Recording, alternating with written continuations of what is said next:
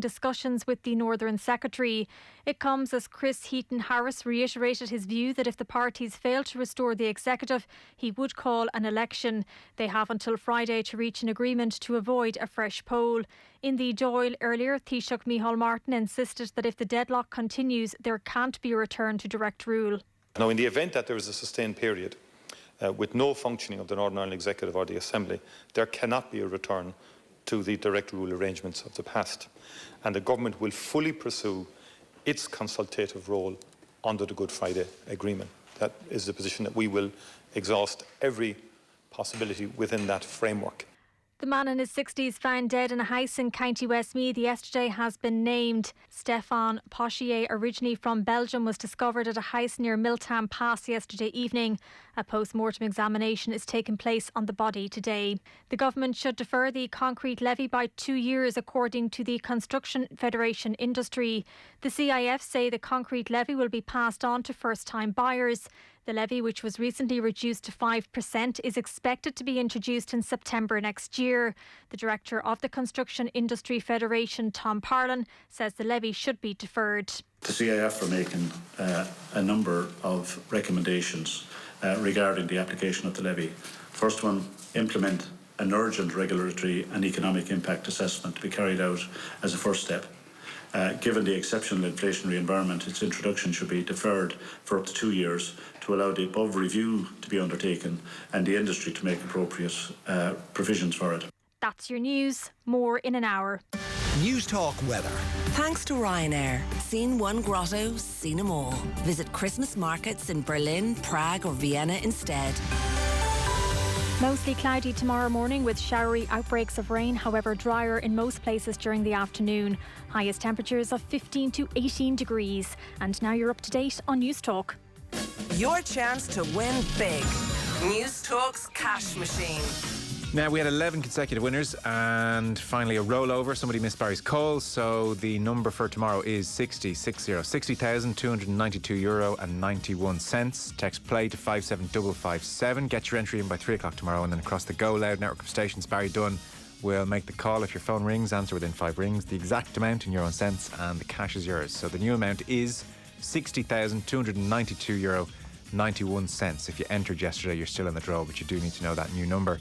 Over 18s only, text cost €1.50, and you're playing across the Go Loud network of stations. Terms and conditions on newstalk.com.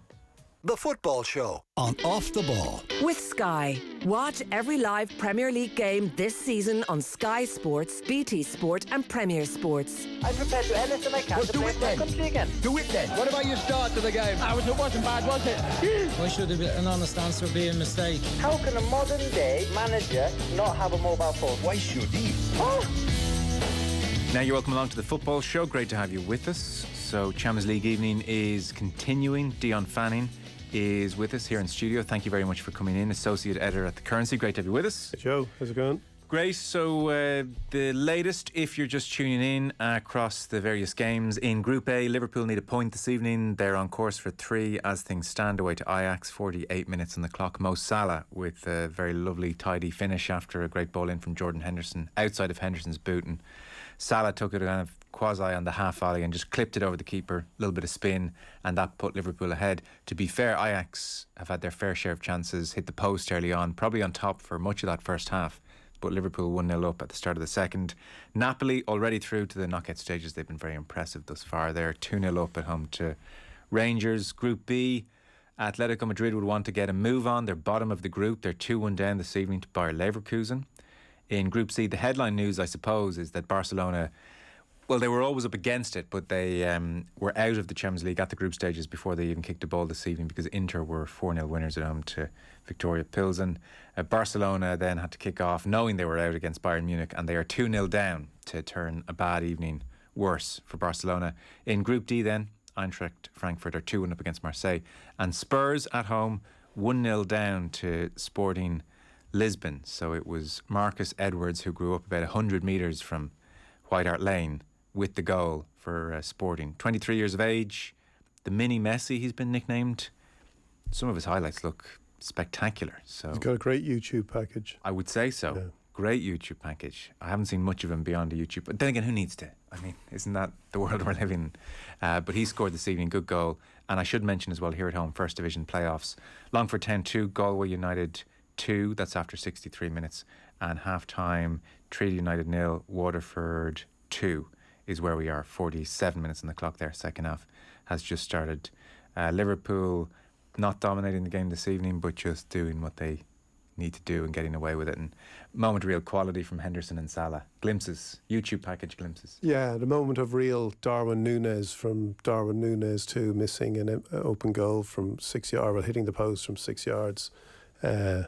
In some ways, the kid's got everything because there's nothing he can't. He seems to have the entire package. You might prefer your Erling Haaland who actually executes it all, but there's something to be said for the Darwin Núñez approach to football. As we speak, he scored. You see, as we speak, you couldn't have made that up. He has everything. The kid's got everything. Header again, but it looks things corner, and they scored a header obviously last week in the Premier League. It's West Ham, and he's just run over to celebrate in the corner. We'll see it again in a second. Looked to be not dissimilar to his goal during the week, actually. Header at the near post, flicking it into the far post. We'll see it now. Coming in from the left-hand side, in-swinger. It's a good header. Very good header. Good header against West Ham last week, and that's another one. Crowded penalty area, and it's kind of going near post-ish, and he gets there before everyone, and he's under a lot of pressure. This isn't one of those, nobody is putting him under some kind of pressure or grabbing him. In fact, he's pointing to his boot as he runs away in celebration because the Ajax player stood on his boot and his boot came off, certainly around the heel area, and so he's saying, look at that.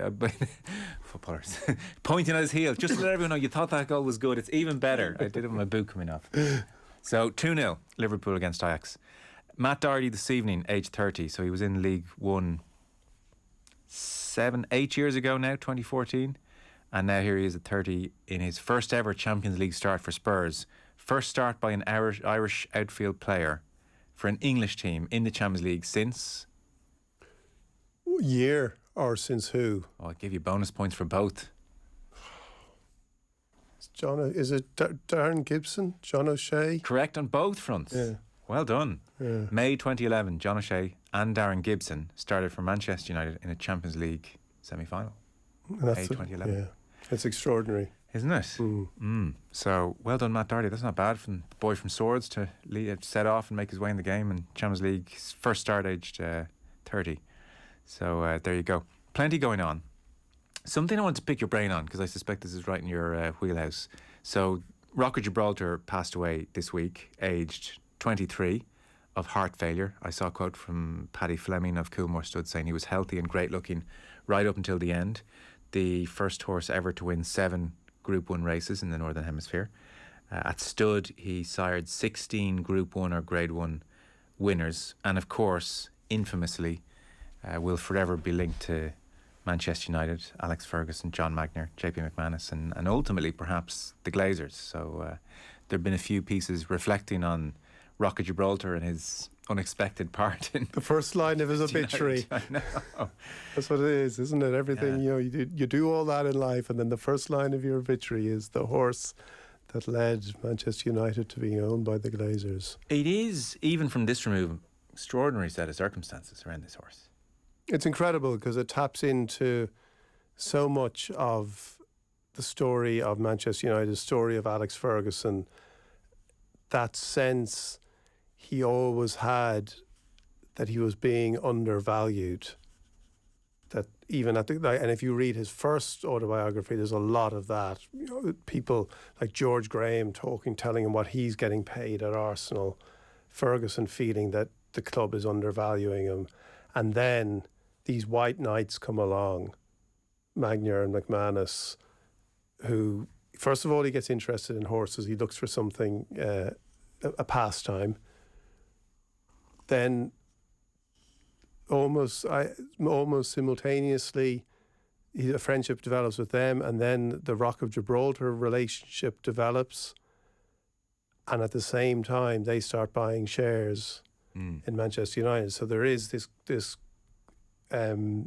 golden prospect briefly that this horse that he owns half of supposedly, incorrectly, he believes, or it turns out that he believes incorrectly, that he will own this horse, which will bring him tens of millions in stud rights, whilst his friends will become the owners of Manchester United, and everything, the insecurities of people of Ferguson's generation in football will be kind of removed on two fronts. And that's how it seemed. And like reading stuff this week and going back over stuff, like I was reading a piece by David Walsh on the day Rock of Gibraltar won the 2,000 guineas, and it was just this golden, and I remember it was just this golden picture of just this happiness everywhere.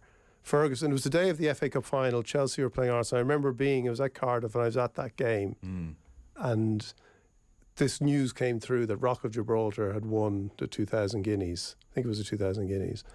And it was big. It was big news. It was like Ferguson's horse has won the guineas, and this seemed to be like he was elevating. It was like this was the mere FA Cup final was taking place while Ferguson was out there with Kings and ploughing a new path. I was reminding myself of the timeline earlier on. So it seems Ferguson first met John Magnier in '97 at Cheltenham. Yeah. And again, this is Ferguson, where he's on course to lead Manchester United to another league title, and the forays into Europe are approaching the grand culmination of '99, and you know, he's I suppose somewhere in the peak of his powers and still feeling undervalued. He first saw Rock of Gibraltar race in 2001, and then somewhere thereafter there was some kind of verbal agreement whereby Magnier gifted, it seemed, 50% of the horse to Ferguson, 50% to his wife. This supposedly included stud fees, although that obviously became a core point of disagreement. Stud fees estimated, by the way, to have been 200 million sterling. Yeah, well, I think his original, we'll get to his original legal action against them was for 110 million. Right. And so all this time, as you said, Magnier and McManus buying more of the club. They are around at 23% when Ferguson initiates legal action. They do get up to 28.7% at the time the Glazers come.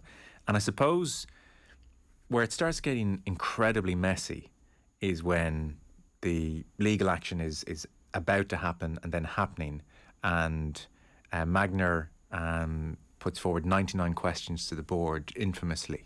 And these questions include questions around the transfer dealings of 13 different players, including Ronaldo and Stam and Tim Howard. Ferguson's son Jason is famously questioned on the back of this. The BBC documentary is around that time, which marks the start of Ferguson's boycotting the BBC, which really went on right until the very bitter end. And ultimately, I suppose Ferguson learns a painful lesson that the billionaire has good lawyers too. Better lawyers, and maybe a better case. And it always seemed like a case that he wasn't going to win. I remember covering it at the time, and it didn't seem like this is. There's much of it. There's a chance he's going to win this, and it's again when you lay it out in terms of like this guy, you know, this football man from a certain era, thinking he had now had it made. The way he realised that actually he was, again, like Roy Keane put it. Now, obviously Keane had fallen out with West Ham, but Keane called him a mascot. Yeah. In his autobiography. I saw the quote, written with a touch of glee. Yeah. He was just a mascot for them, yeah. He wrote in the second half, Roy Keane. Walking around with Rock of Gibraltar, look at me, look how big I am, and he didn't even own the bloody thing, end quote.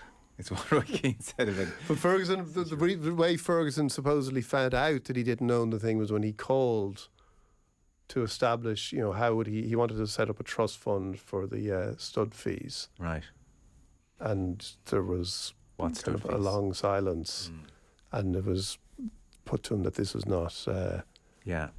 But at the same time, every bit of reporting, if you go back and you read the stuff from the time, every bit of reporting reported it that he owned half of the horse. Now, they would say that there was an arrangement around what that meant that Ferguson understood. But, you know, there was a quote from Ferguson in 2002 when Rock of Gibraltar retired, and he said, "As a relative newcomer into ownership, I cannot adequately express the pleasure I derive from association with such a great horse. I own an eternal debt to everyone associated with Ballydoyle. While I will be saddened not to see him on the racecourse, I have every confidence he will transmit his amazing talent and courage to his offspring." He must wince at that. A man as proud as him, not used to losing, he must wince at that. But that's it. And that's what he did to his offspring, which I will, Yes. every one of which will Gleefully welcome. Yeah. So he did feel like he went in there, and Keane at the time was wary of it, and was said to be wary of it. And in his book, he said somebody told him that he was going to lose. Ferguson wasn't going to win that case. But even before that, I think there was a story of Ferguson introducing Keane to Magner and McManus before the Champions League semi-final against Bayer Leverkusen, and Keane was kind of distant with them. Right. And for whatever reason, like Keane didn't, that horse racing thing didn't. There was a story in Keane's first book where Ferguson, he never bet, and he had a bet on, I think it was a football match, but he had a bet through Ladbrokes, and Ferguson's great friend was Mike Dillon, who was the big PR guy at Ladbrokes, who mentioned to Ferguson that Keane had a bet on I think it was the 2000 European Championship final. And Ferguson said, "You don't want to be getting involved in that game, son." And Keane's response was, "Not with Ladbrokes anyway." Yeah, because there was one account I read whereby, so the ownership, and again, there are competing stories here, but the ownership was very much ceremonial, and part of it was that there was a certain event that you speak at if your horse wins a given race. Jim Crack, I think I say the Jim Crack dinner or lecture. And so Magner, not a natural raconteur with a natural thirst to speak, said, "Well, I'll give you someone who can hold the room," and almost that was part of the motivation for almost ceremonially saying, "Well, Ferguson is the owner," and therefore that allowed him to speak on his behalf. That was one of the, I think, motivations for handing ownership. Yeah, that's. Well, there was definitely, and it gave this huge boost. As I said, like this, while it seemed like Ferguson was kind of developing this whole new revenue stream, it also gave a profile to the horses and to racing that was entirely different. And the coverage that was entirely different. And Ferguson was there, to all intents and purposes, like the owner, leading the horse in. I think that piece from that day, it was, everyone was kind of, it mentioned something, everyone seemed to be sitting, Aidan O'Brien, everybody seemed to be hanging back, like this is Alex Ferguson's day. Right. Because I don't remember it terribly well, actually. That day. Yeah. So that's how it was assumed. But then, when it became clear that the views on what it was were very different, the pursuit of that court case, then there were the company they'd set up to buy shares, Cubic Expressions, then put in 99 questions, as you said, about Manchester United, and then it foreshadowed what was going to happen with the Glazers in the sense that the fans started protesting. Ferguson had to appeal to them not to disrupt Cheltenham. It became very, very, very messy. Yeah, tense time at the club. Ultimately, the reporting is that Ferguson accepted an out-of-court settlement, and he was offered, you can take a one-off payment of 2.5 million, or you can take 4 stud nominations a year, and he opted to take the 2.5 million. So that was that. The interesting question, I suppose, is to what extent this precipitated or motivated Magner and McManus's exit at Manchester United with 28.7%. If the Glazers came along with the offer anyway, would they have taken it and taken the profits that came, or did they suddenly see Manchester United as a hostile environment and let's just get out of here, it's more hassle than it's worth? That's a good question. Would they have? Would you say they were ever going to be the benevolent, the sort of the kind of the owners who are establishing this club, almost owning it in trust for Ferguson, or owning it as part of a kind of grand project with Ferguson, or were they always the people who understandably see that this is an investment, and if somebody comes along and you can make, I think they made 125 million. I saw 70, but that vicinity. Yeah. Let's not quibble. Yeah, between 50 million. But if you can, maybe they sold it for 125 million, was it? Potentially, yeah. And I think they're more than likely, that was always what they would see it as. This is an investment opportunity. Do they want to own the football club? Did they really want to do that? Like the Glazers clearly had experience in that field, a certain model, certainly, but they did. But equally, the fact that it was now an unpleasant place to be, and the protests. Because they're clearly men who really understand the world of finance, and I think it's a fairly uncontroversial thing to say. If they had held on for another 10 years, the profits would have been exponentially bigger. You know, this is the direction football clubs have continued to go in. I mean, if Chelsea has gone for X billion to Todd Bowley, what is Manchester United worth in 2022? So that's why it's a curious one. And, you know, it was also said in several pieces, and it's hard to know to what extent this is true, but that Ferguson would never speak ill of the Glazers subsequently. And one of the reasons perhaps was, well, I don't want it to be somehow landed at me that we lost, you know, that my disagreement with Magner and McManus paved the way for the Glazers to come in, and that was one of the reasons he never spoke ill of them. Again, this is speculation from the outside, to be fair, and you don't know. Maybe Ferguson did think the Glazers were great owners, and he was adamant about that, but that was certainly... Well, he had to follow through with that. He had to follow through with that when that happened. Now, David Gill was opposed to the Glazers coming in, and then stuck around and became an advocate for the Glazers. So people did change their mind about them within Manchester United. But I think there is something in that, like he was in a weakened position, because when you say about Magner and McManus, if they had stuck around, would they have had to get rid of Ferguson? Like, would they have, you know, like, okay, there was a settlement. Ferguson speaks, doesn't say much about the issue in his second book, but he... it was resolved, he wrote. It was resolved, and then he says we were on good terms, I think he says. Yeah. The matter was closed and we reached a settlement agreeing there had been a misunderstanding on both sides, is what he wrote at the time, yeah. No, I guess it's probably difficult if you've tried to sue the owner of the club. For 100 million. To walk back to a great working relationship. But then day to day, how often might they have needed to involve with each other? So who knows? But if they had the ambitions to own it, I wonder if you could have done it like that. Maybe they could have. Maybe they would have just seen it practical. He's the best man, practically, as he's the best man for the job. Yeah. Business is business. Yeah.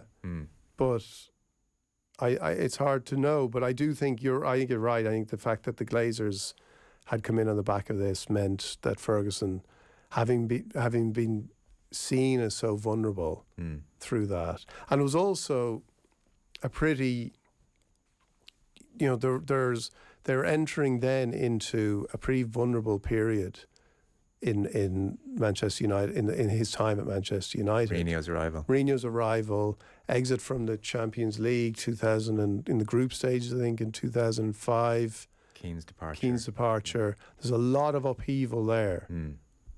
There was an awful lot, and it you know, and what predated that, of course, was that Ferguson had only just decided to not retire. He was retiring and changed his mind in Christmas 2001. That was when Sven-Goran Eriksson was going to take over. Yeah. So that's you, to Yorkie. Yeah.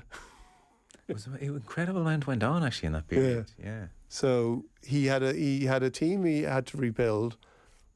A few years with Arsenal, but they won a title in 2003. Then Chelsea came along. Arsenal had a couple of titles, and was it 3 years without a title, and then and he's rebuilding then. But also there was a lot of anger, there was a lot of hostility from Manchester United supporters towards the team at that stage. Oh yeah. So that was a big issue as well. Well, it was the same year Keane left, they didn't get out of the Champions League group stages, and he was booed that evening famously against Villarreal. Right. He was booed. He was there, and I remember him glaring at the Stretford end. Being booed, Alex Ferguson, it's unthinkable. Yeah. So it's amazing. Well, Rock of Gibraltar, 23, passed away this week, so he never knew the hassle He didn't. he had had a happy, caused. he had a great life, and he brought joy to everyone. Yeah. So just to update you on Champions League latest again, Liverpool now have kicked into overdrive. They're 3-0 up against Ajax all of a sudden. Mo Salah with the first, as we mentioned. Nunez with the second, that header from the corner. And now Harvey Elliott in on the act as well. Mo Salah with the assist, Harvey Elliott with the goal for Liverpool. So that is them safely through to the knockout stages. Elsewhere, Bayern Munich still 2-0 up away to Barcelona. And Spurs are still 1-0 down at home to Sporting. We will take a very short break. More to discuss in just a moment. Our football coverage brought to you by Sky. Watch all the football you love in one place, including the biggest Premier League games every weekend live on Sky. Back in one sec. Football on Off the Ball. With Sky, watch all the football you love, including the biggest Premier League games every weekend, live on Sky. This is News Talk. Jackie's Army at Italia 90. The nation holds its breath. The marriage equality referendum of 2015. Liberté, fraternité, égalité. The signing of the Good Friday Agreement in 1998. The principle of consent is absolute and is throughout the agreement. News Talk is on the hunt for Ireland's greatest moment. As we mark the centenary of the Free State, we're asking you to pick the most significant event in the past 100 years of our history. Ladies and gentlemen, River Dance. Vote now on newstalk.com/Ireland's greatest moment. And join me, Simon Tierney, for the live results show on the Halloween Bank Holiday Monday at 1 p.m. on News Talk. I gotta tell you, when it comes to Ireland, nothing is impossible. Taking the perfect selfie. Not as easy as it looks. You need the right angle, lighting, maybe a cheeky little filter. But then, that's it. Your GoDating.ie profile pic is good to go. And GoDating will take care of the rest. Two-way matching feature? Check. Add to favourites? Check. Member profile check? Check. GoDating.ie has you covered. Now, how are we getting on with the selfies? Oh yeah, nice. Use that one. GoDating.ie. As loved by News Talk. Harvey Norman is the only place to be this bank holiday weekend, with great deals across our huge range of sofas, dining furniture and homewares. Get up to 50% off in-stock sofas ready for quick delivery. Dine in style and save with dining tables from a low $299. Plus, shop our range of stylish Mikasa wine or water glasses with sets of 4 starting from €15. Get these deals and more in stock for quick delivery. Harvey Norman, the only place to be this bank holiday weekend. Go! You might think you know Ireland's ancient East, but maybe it's time for a closer look. Uncover stories bold and brave where vibrant city nights follow action-packed days. Set course for countless adventures at Carlingford Adventure Centre, or roam wild in wonder in the Glen of Aherlow, and become captivated by the culture and craft of Kilkenny's cobbled streets. Ireland's ancient East, yours to explore. Keep discovering at discoverireland.ie. A healthy immune system is the key to your good health. Take a safe and simple step to protect yourself with Alflorex Immune. Alflorex Immune from Precision Biotics combines a single-strain bacterial culture with extra-strength vitamin D to support your immune system. Ask your pharmacist for more information or at your nearest health food store. Protect yourself with Alflorex Immune. The Irish Centre for Diversity is proud to launch the inaugural National Diversity and Inclusion Awards. Taking place in Croke Park on Thursday, February 2nd, the NDI Awards celebrate individuals and organisations that go above and beyond in their commitment to diversity and inclusion. Free entries close this Friday and nominations are open across 10 categories, including race and ethnicity, gender, LGBTQ+, and disability. Visit ndiawards.ie for more. And remember, closing date for entries is this Friday. Sustainability is no longer on the agenda, it is the agenda. The government is committed to reducing emissions, and for Irish businesses, that means taking action now.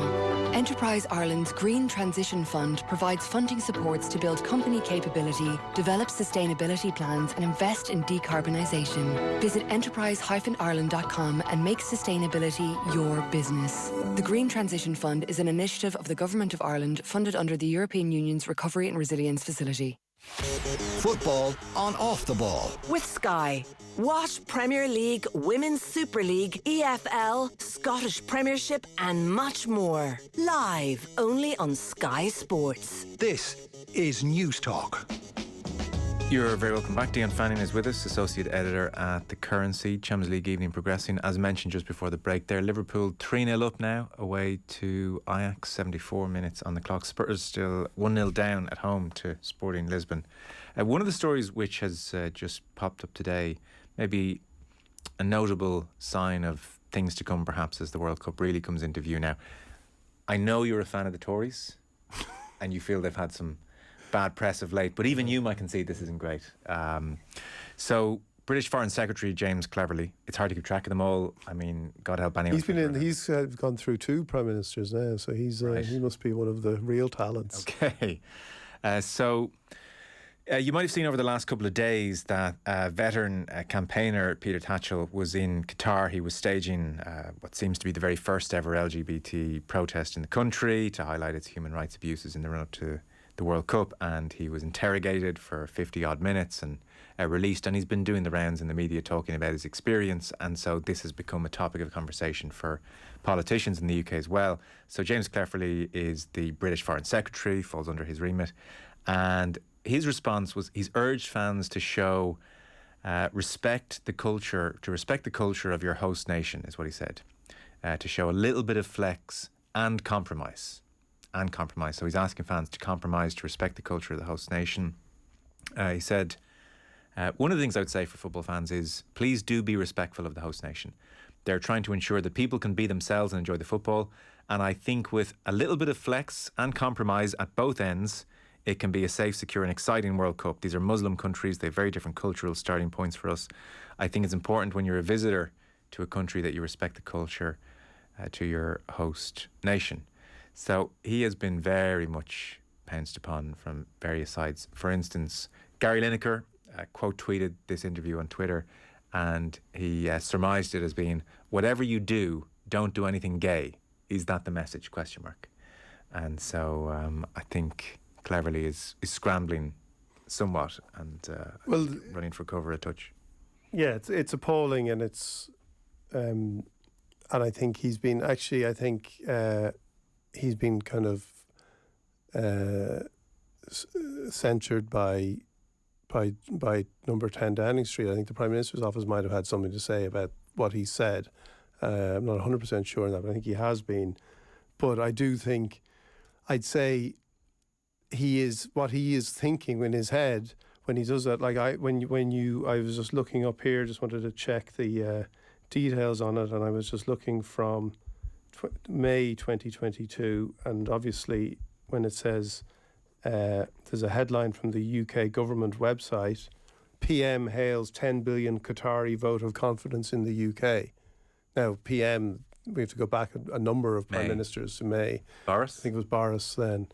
And you know, the fact Qatar is a major energy supplier for the UK, providing 40% of our liquefied natural gas. Say no more. I think in James Cleverly's head, the brain freeze starts. And he's first of all, he's just saying the platitudes that people say when they talk about these things, and he's just trotting out what he considers to be harmless cliches, even though in this instance they're anything but. And at the same time, in the back of his head is we have a strategic partnership with the Qataris, and I mustn't say anything that jeopardises that, even if it is as offensive as what I'm now going to say. So I think whatever stances people are taking, that context comes into it from the point of view of certain politicians, although I see Keir Starmer, the UK Labour leader, said he won't go to the World Cup. I wrote about this recently in The Currency, saying that I think the time, this is all pointless almost at this stage. The time to actually take a stand. We let Russia through. Everyone watched Russia. We may feel that we know a lot more now than we know then, but we watched Russia without. Did anyone bring up anything really? Did anyone feel? it's 4 years after Crimea, and I don't think anybody made any point except what a great country Russia was, which there's obviously a truth to that too, because it's not Putin. Russia isn't Putin, but at the same time, we let that through. We let it, like there were moments from when the World Cups were awarded to Russia and Qatar, and on that extraordinary day, that really extraordinary day, when 2 World Cups got given to these 2 countries. There were moments since then when there was opportunities to say, right, what went on then? Yes. What happened? How did this happen? And I'm amazed in some ways, and maybe there are reasons for this as well, because of to do with like things tangential to the idea of what governments want from strategic relationships with places like Qatar. But I'm amazed that other countries that lost out never felt they had a case. Or was it that FIFA felt, we can just ride, get through this, or that the case Qatar could take when nothing was actually ever proven against Qatar would be too strong to actually do anything about it, or do they just not care? Because those were the times to do it. Yeah. Maybe it will build to such a peak during the World Cup, but I don't know. I think when the circus starts, everyone will just focus on that. Yeah, I suspect you're right.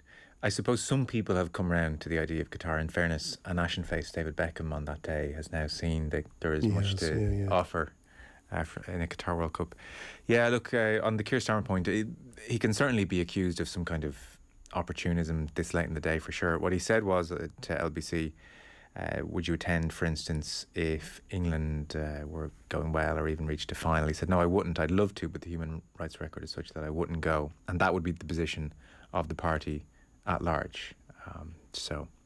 I presume they would be saying something similar if they were in power and did have to worry about energy supply. But again, I'd be a cynic in that regard. Who knows? Yeah, I think he's thinking, well, me not going to a World Cup match isn't really going to make that much of a difference in the long term. I don't think cleverly. I don't think anyone dug down into what does showing compromise mean. What does he expect? He doesn't know what it means. LGBT community, but he doesn't know what it means. Like it is. That's what it's just. He's just making noises. Yeah. As they happen to be very offensive noises, but he is just coming out with the same noises he thinks people should say in these situations. But like, imagine you were of the LGBT community and were considering going to the tournament with your partner, and you hear this kind of talk. It's appalling. Show a bit of comfort. Just yourself. Just. You know what I'm saying? Just, don't do anything to alert anybody. Just show a bit of respect, like this kind of talk. And this is the great celebration of the game every 4 years, and it's incredibly hurtful. Like it's apart from it's apart from everything else. It's just that idea that it is just so hurtful for people to hear that idea being put forward for a tournament like the World Cup, which is supposedly, which is at its best, this great celebration. World coming together. Yeah, the world coming together. And anyone who's been to a World Cup at its best knows that that's what it is. Because it's like, I can think of so many extraordinary moments that were, without getting all kind of... I'd like to teach the world to sing on it. Like, we're actually genuinely, you felt included. This is amazing. Just you know that as well. Just random moments. Like, I can think of the top of my head, just strange moments in like a train station in Hanover in Germany at 1 o'clock in the morning. All the different, after Ghana had played, and you're trying to get back, and all these different people from all around the world are there, and it's a fantastic, inclusive thing. I've just loads of examples of those kind of moments. Yeah, agree totally. That's what it's about. When you strip away all the PR guff that goes with it and all the corruption that goes with it, again, some of my best memories from Brazil are of being in Rio, where various nationalities are hanging out in Copacabana Beach, and it's very alive in a wonderful way. And most people are just there to have a good time and meet new people, and it's a great celebration. So to have that transposed over to Qatar, where you've got this guy saying, "Now listen, compromise." It was, I think it was Keith Duggan from the Irish Times who saw in South Africa in 2010, he saw there was all different fans in Sandton in Johannesburg, and he saw Kevin Keegan walking by a group of Mexicans, and Kevin Keegan was so just overawed with this carnival atmosphere. He just went, "The Mexicans are having a sing-off." So it is that. That's what it should be, and it's awful. Like, but this is what has happened. But this is the point. Like, I think it's appalling that it's taking place there. People can take and should take whatever action they feel will help or is appropriate. But my point isn't that those things are wrong. It's that the ship has sailed. No, it has. When I first read that this morning, I was thinking of Panty Bliss's great speech about checking yourself. In effect, that's what that's. Yeah. Check yourself. You know. Yeah. You were speaking to Stephen Kenny recently. I was. What was your big takeaway? You had quite a lot of time with him. Yeah, we had a couple of hours. This was for the Currency podcast? For the Currency podcast experience. How was the experience? It was...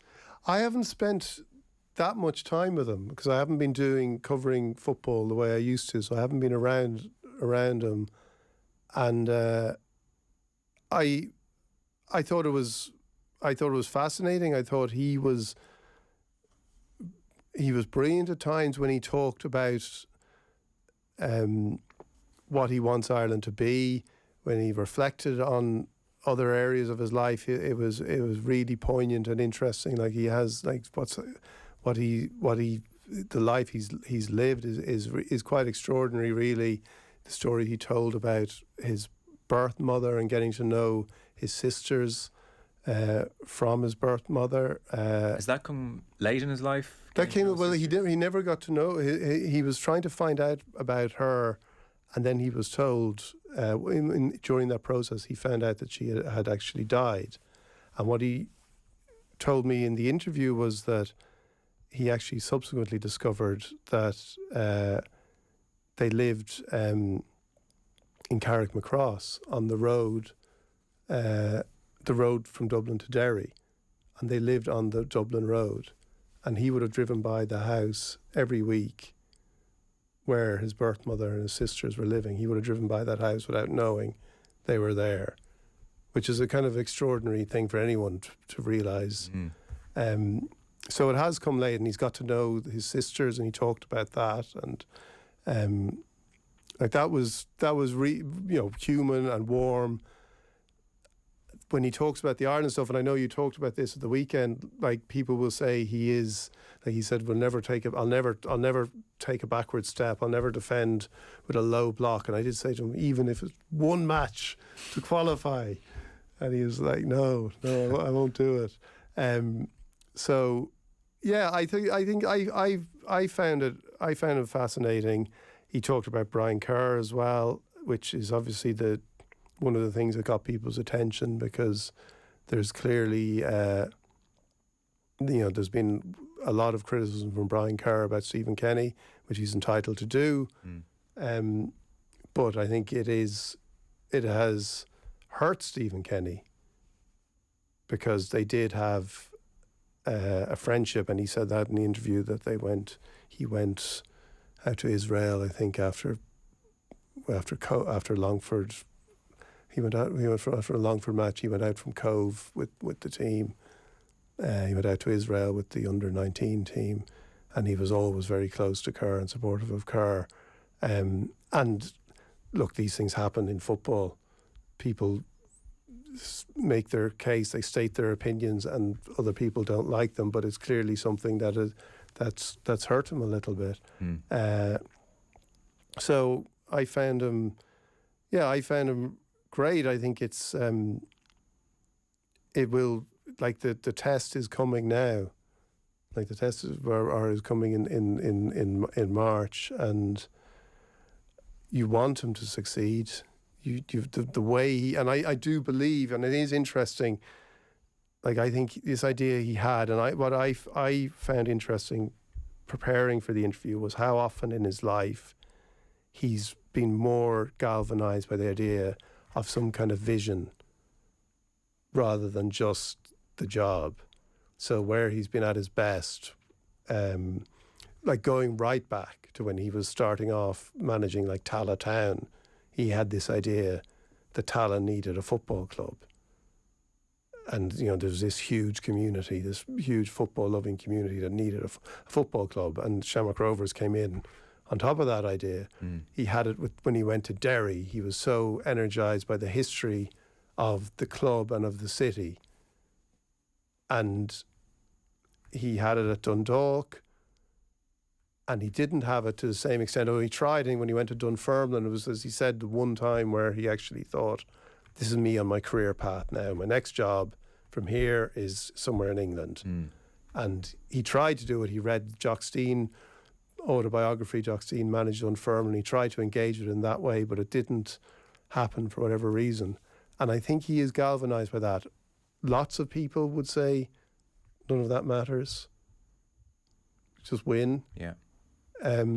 I think it does matter. I think it does matter with Ireland. I think he's actually done something with Ireland that is actually, and we've been over this time and time again, but I think he's done something important in that people are connected to the side. There's no doubt they are. It's funny you say that, because when I do think of his interviews over the years, he's often a man to take a pause and consider his answer, particularly around trickier terrain, like Brian Kerr. You know, the brain is working very fast and he's saying, well, what do I actually want to say here? But when he's at his most fluent and almost speaks fast and bump, but a bump, is when he's talking about the vision he has for the team and why it's heading places. And it's like there's no hesitation there. No. It's fully formed and out it comes. And I think that speaks volumes as well. And I agree with you, it is important, that vision. It can be dismissed as airy-fairy nonsense, get out, get the result. But I think, especially when it's a national team and you're a national team, I think a vision is important, because we're not going to win every game. No, at least next year. And people do forget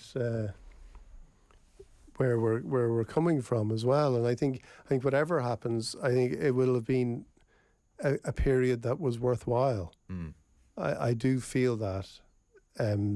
People might think differently about it. They might think we could have got to Europe. We should, if we don't get to the European Championships, and again, qualifying for the European Championships is something you should be doing the way it's structured now.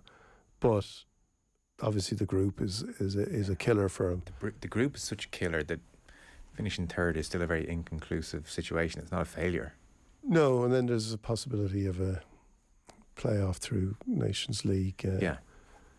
But and again, that won't be incredibly easy either. No, it's not, because we've got to win. 3 teams from 12 might go through. So again, it could still be at a very, I really hope it's not, but it will be potentially very still inconclusive in the year, and you'll still have the same arguments on both sides. I think if he doesn't qualify, that will be, I don't think there'll be any I think that'll be it probably. But I think what he talks about, and if you do want him to succeed, as you say, when he's in that flow, when he's talking about those things, and he doesn't hesitate. No, and it's at odds with his demeanour generally, where he considers things and he's working it in real time. That stuff's all fully formed. The other stuff's all fully formed.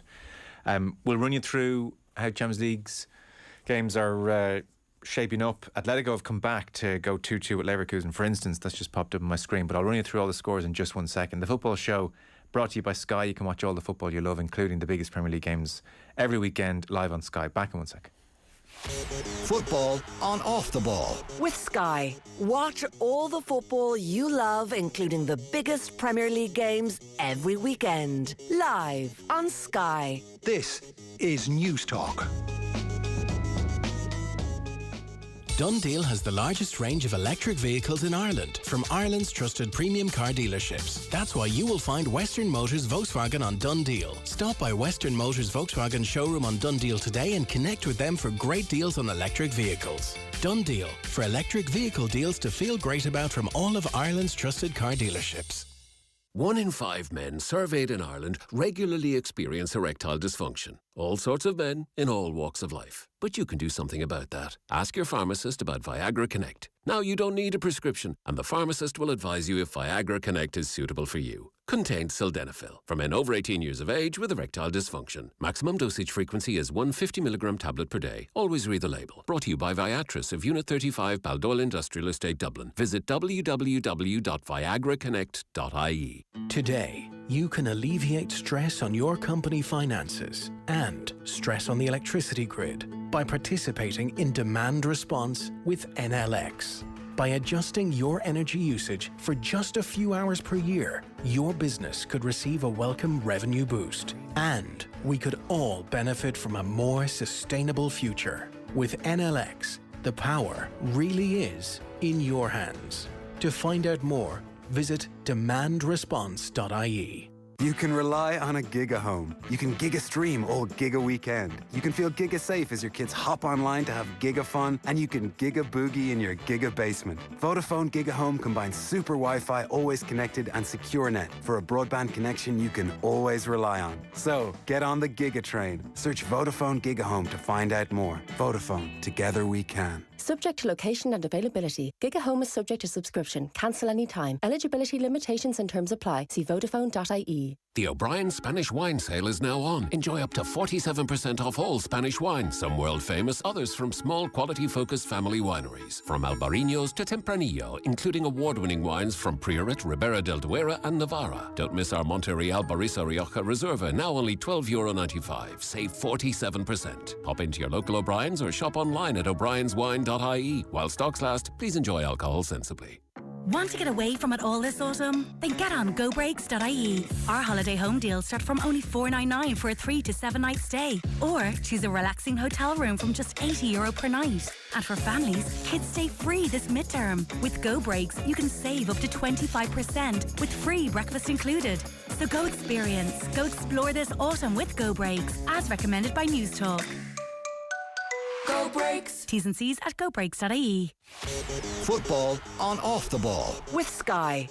Watch Premier League, Women's Super League, EFL, Scottish Premiership and much more. Live only on Sky Sports. This is News Talk. Now you're welcome back. So we're just watching events at the Tottenham Hotspur Stadium where Harry Kane has put the ball into the Lisbon net to make it 2-1 and VAR is just having a look. And the referee is stood waiting for word from VAR while the other players nuzzle their noses into each other and posture a touch. I'm not sure what they're checking. Is it that Kane's offside or that there was a foul? But at the moment it's Spurs 2-1, but that goal could be chalked off any second. Elsewhere, while we're waiting for that decision, elsewhere it's been a very good night for Liverpool, you would have to say, on the balance of things, because they were away at Ajax. They needed a point and they've come away with 3 points. They were 3-0 winners. Salah opened the scoring, Núñez with a good header, and then Harvey Elliott scored a third for Liverpool. Napoli, their great form continues, 3-0 winners against Rangers. In Group B, Atletico Madrid 2, Bayer Leverkusen 2 is the latest there into the 95th minute. Barcelona out of the Champions League at the group stages for a second year in a row, and what's more, beaten 3-0 by Bayern Munich. So just a demoralising evening for Barcelona. Sadio Mane amongst the goal scorers there for Bayern Munich. The reason Barcelona are out is that Inter were 4-0 winners earlier on. And then in Group D, which we're looking at now, Frankfurt 2-1 winners against Marseille, and as things stand, Spurs are 2-1 up against Sporting, but referee is still waiting. As for the action here at home, First Division promotion playoff, Longford Town 2, Galway United 2 is a full-time result, whereas Waterford are 3-1 up away to Treaty in the 94th minute, and that game is still on as we speak. Dion, I don't know why people don't like VAR. This is efficient, it's quick, and here we go. He's making the signal. Oh, it's been disallowed, I think. It has, yeah. Yeah. It has. Okay.